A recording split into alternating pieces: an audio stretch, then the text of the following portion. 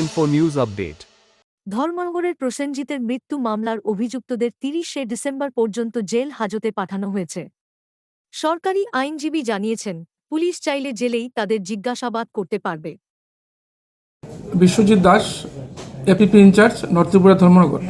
আপনাদের অবগতির জন্য আমি জানাচ্ছি যে গত 14/12/2025 ইংরেজিতে একটা এফআইআর হয়েছিল এবং পুলিশ কর্তৃপক্ষ একটা কেস নিয়েছেন।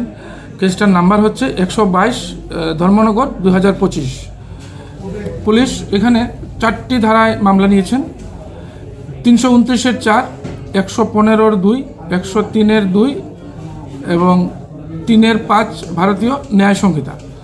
তো চুরাইবাড়ি এবং আসাম বর্ডার থেকে 3 জন আসামিকে গ্রেপ্তার করে আজকে কোর্টে তোলা হয় মাননীয় সিজেএম দেবলীনা কিলিকদার মহাশয়ার কোর্টে।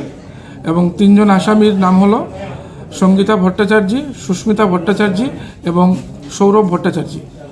তো বেল হিয়ারিংয়ের পর আদালত বেল রিজেক্ট করেন এবং তাদেরকে আগামী 30 ডিসেম্বর পর্যন্ত জুডিশিয়াল কাস্টডিতে পাঠানো হয় এবং পুলিশকে আদেশ দেওয়া হয় ওইখানে যাতে ওই আসামিদের ইন্টারোগেশনও করা হয়।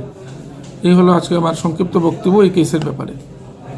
Subscribe to Tripura Info and press the bell icon so that you never miss any latest updates and news on Tripura.